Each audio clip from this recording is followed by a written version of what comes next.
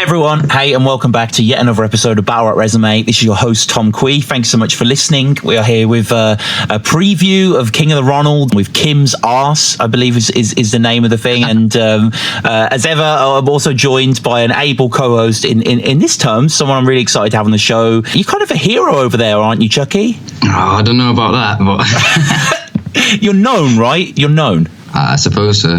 But you're not battling anymore. Ooh, to be honest, I said I'm going to do one more battle, so we'll get past that first and then we'll see what happens, I guess. Like, no offense, you haven't like blossomed exactly. You kind of did a few and like had potential, and now you're just leaving it. Like, it's a bit of a shame, really.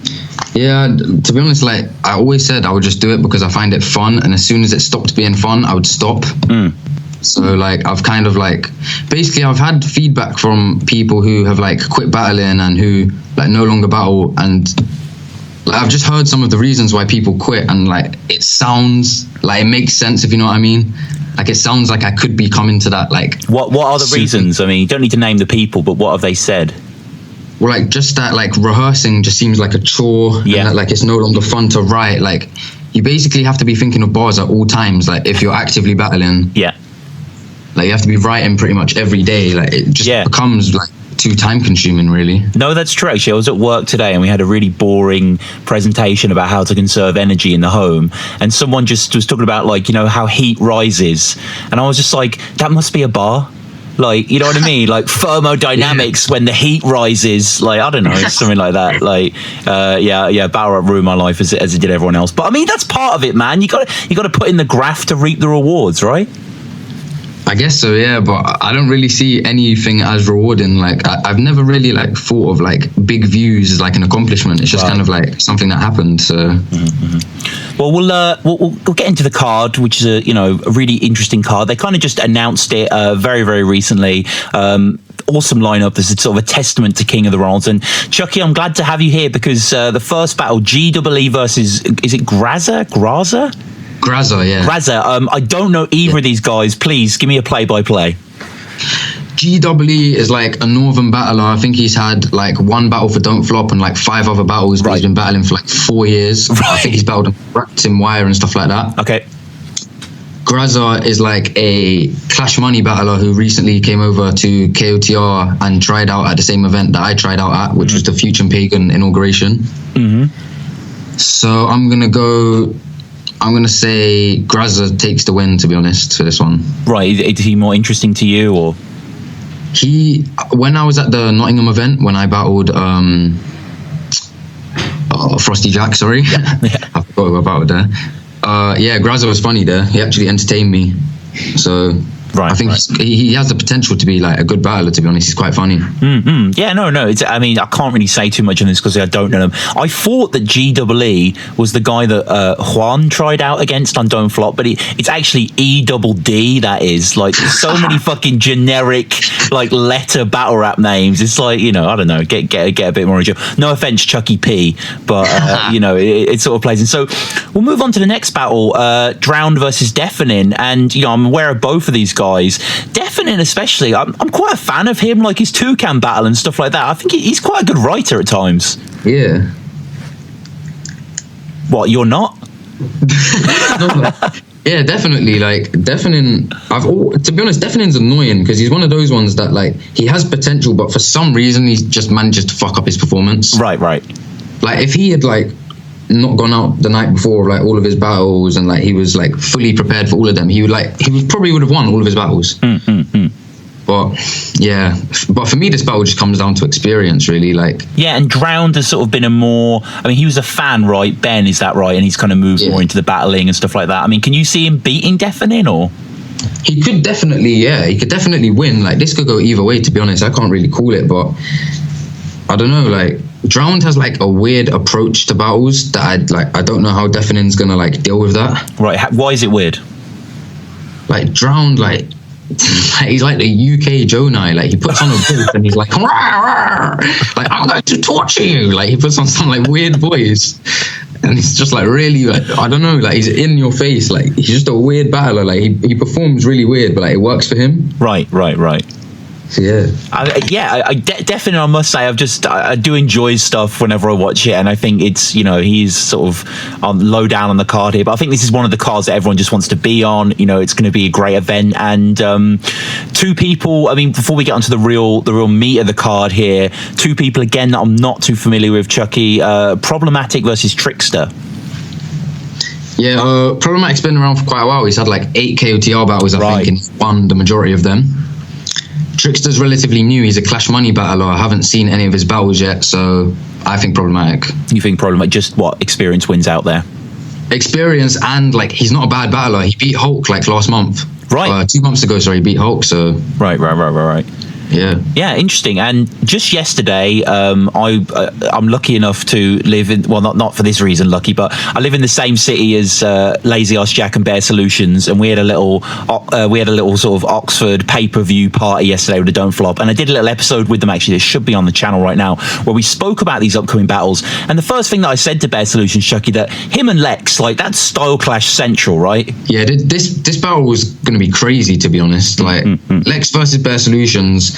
Lex, someone who went from Don't Flop to King of the Ronalds because he felt like he fit in more of the Ronalds. Right. Bear Solutions being someone who's always kind of had Don't Flop in his sights, sure. And now he's like reaching it.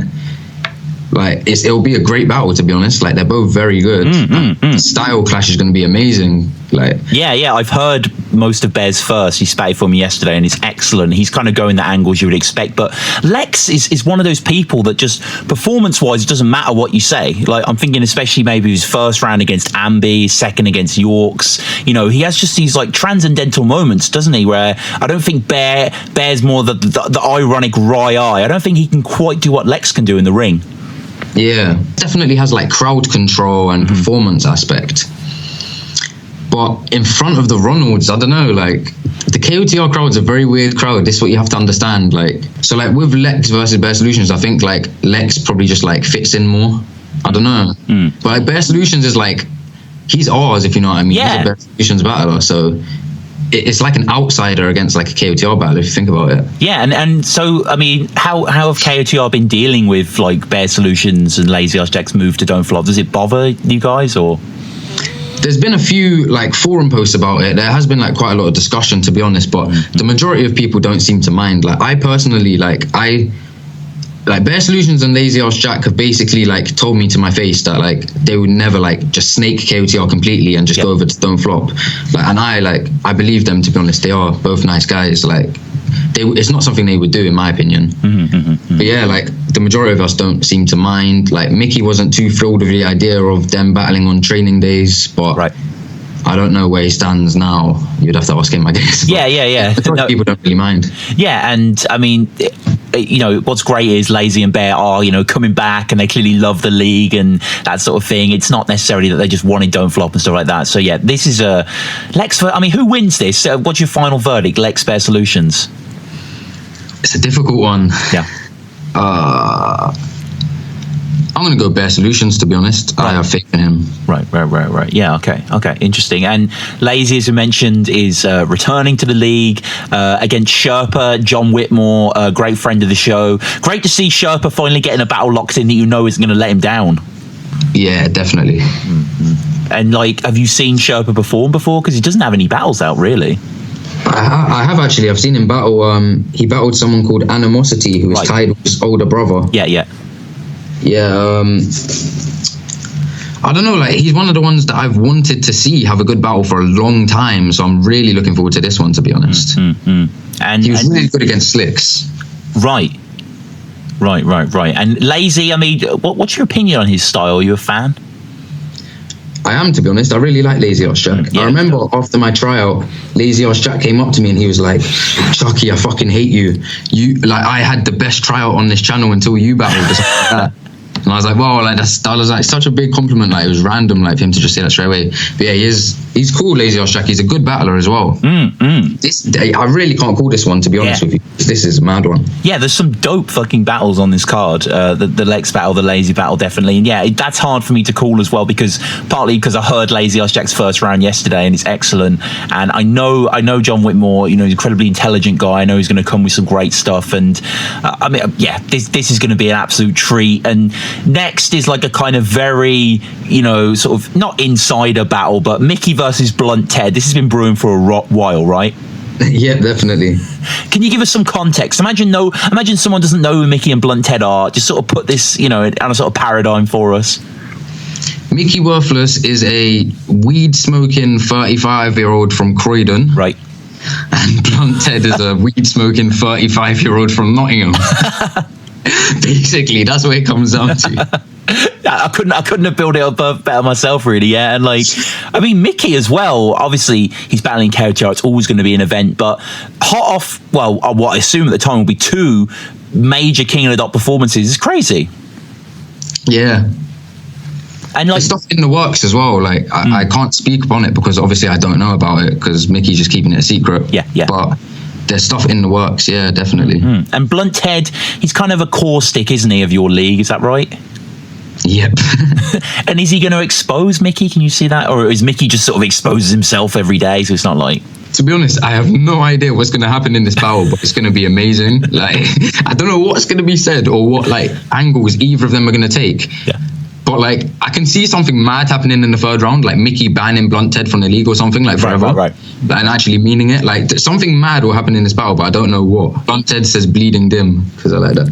Right. What is that? What do you mean bleeding dim? He just said like a bar, and he was like, this guy needs seasoning because he's bleeding dim or something like that. And then like Hulk and Mickey just started laughing at the front, and then he just walked out of the battle and stood at the back of the event. Oh yeah, I remember that. Yeah, but he was like too much of a proud KOTR supporter to leave the room, so he just stood at the back of the room with his arms crossed. Shout out to Blunt Ted. I recently confirmed with him to be on the show, so yeah, there will be a Blunt Ted BRR very soon. But co-main event, Bowski versus Bombshell. I mean, Bombshell, like a low-key vet of King of the Ronalds, right? Yeah. And her versus Bowski, like, could be a minor low-key classic for the league. Well, Bombshell was described as Queen of the Ronalds by Hulk, like in intro to a battle, and Bowski's basically like the Prince of the Ronalds, really, if you think about it. Yeah. So yeah, this will be a good one. Definitely. Wow, division in the monarchy. This is exciting, man. And Bombshell, I mean, you know, always takes interesting angles. Bowski is, I mean, the fact that this is kind of the birthday event, you know, everyone's going to be fucked by this point in the co-main event. He rides off that sort of atmosphere. Who takes this, Chuck? I got Bowski taking this one because Bombshell hasn't battled in a very long time, and that's gonna hurt her, to be honest, because like when you haven't battled for a while, you forget like how long preparation takes, and like you leave it last minute, and like when you're in the groove of doing a battle like every like 3 months or every 2 months or whatever like Bowski does, it's just so much easier to prepare for the next one. So I got Bowski taking this one. Sure. And main event, I mean, a battle that just makes sense when you put the roster on paper. Canel versus Max Sherry. This is a great battle, to be honest. I would have liked to have battled either one of them at this event. Like, I didn't want to battle this event, but like, yeah, either of them would have been an amazing battle. They're both like amazing, to be honest. Like, obviously, Max Sherry started off as really, really shit, and now he's good. Right. And Canel was just like hilarious. So yeah, Canel was good from the off, right? I mean, if you're thinking logically, Canel wins this. Yeah, pretty much. Yeah, Canel wins this, in my opinion.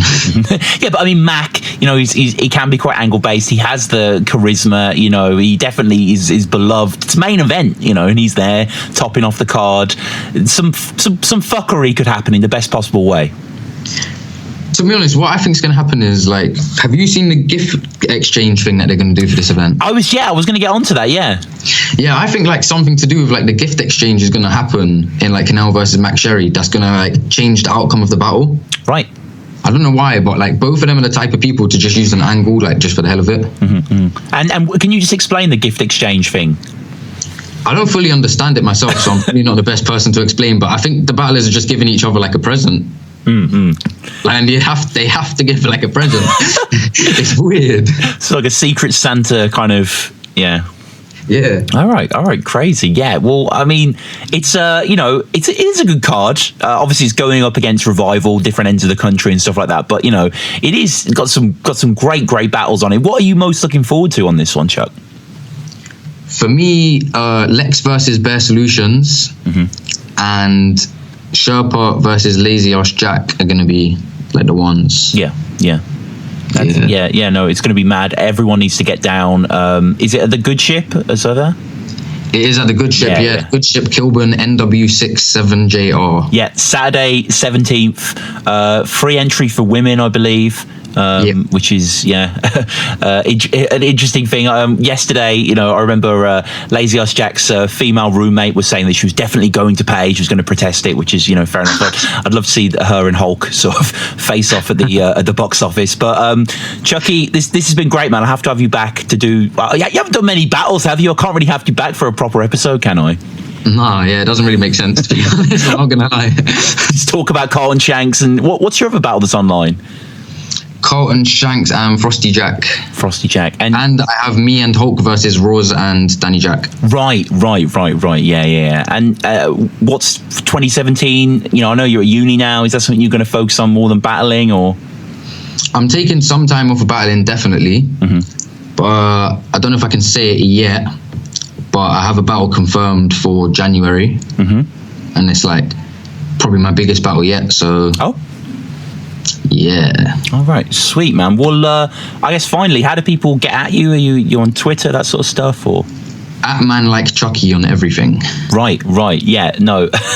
Of course, naturally, yeah. But Chuck, thanks so much. And remember, guys, Saturday 17th, get down to this event if you're in London. It's going to be fucking crazy. There's, Lazy Ass Jack, Bear Solution, Sherpa, Blunt Ted, Canal. Like, it's an all-star roster. And, Chuck, again, thanks so much, bro. Thank you very much for having me.